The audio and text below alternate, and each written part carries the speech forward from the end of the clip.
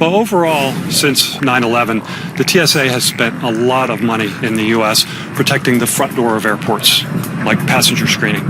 But inventor Daniel Flynn believes it's time to pay attention to the back door and prevent incidents like we've seen over the past year where people are climbing over perimeters and causing problems on airports. Today, he's at the Orlando International Airport testing something he believes will help shut that door. Where is he on the street? Oh, we just got a text message telling me that there's a perimeter intrusion. It's the object that's red and the radar is still tracking it. The purpose of the system is to look out over a wide area for things that may cause a problem at an airport. These things could be an intruder at the perimeter, it could be some wildlife on the runway, it could be a truck parked somewhere that it's not supposed to be. 35 million passengers come through here yearly. As director of security, it's Brian Gilliam's job to keep them safe. Aside from looking at how we may have a threat of a person getting into our security area, we also have the threat of wildlife and having incursions with aircraft. And we have a lot of wooded area around our property. We have problems with deer that'll get on the property. We have wild hogs. We have very large birds. We even have an occasional alligator that'll crawl out of a pond and onto a runway or a taxiway. All of these things cause us problems, and these are things we want to find and identify quickly and remedy. This is the test command center. We decided to look at this technology because it's a force multiplier.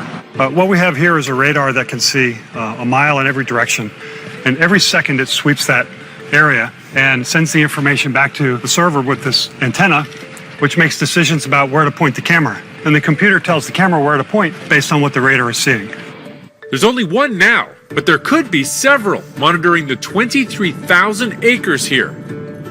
Daniel came up with the idea for the Airfield Radar System 10 years ago, but radio frequency restrictions stopped him from bringing it here. In this temporary workstation, Daniel makes sure the radar is identifying real danger. It's looking at this area that we have shown on the map, and you can see that there are items moving around on the map that have different importance. Things that are in gray or in green, that's normal activity. That's nothing to worry about. If we see something show up in yellow, that's a higher priority, but still nothing to alarm about. You can see that this red area here is actually an alarm zone that's drawn along the perimeter.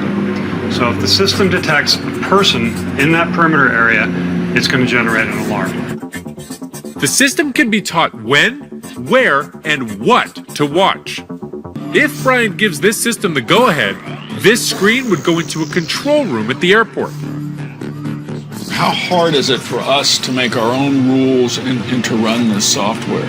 It's, I tell people it's about as hard as programming your iPhone. It would just be up on the wall somewhere, and only when it alarms would somebody be required to look at it and decide, is that a threat or not? So far, Brian likes what he sees. So travelers to Orlando may soon be flying over this robotic security guard.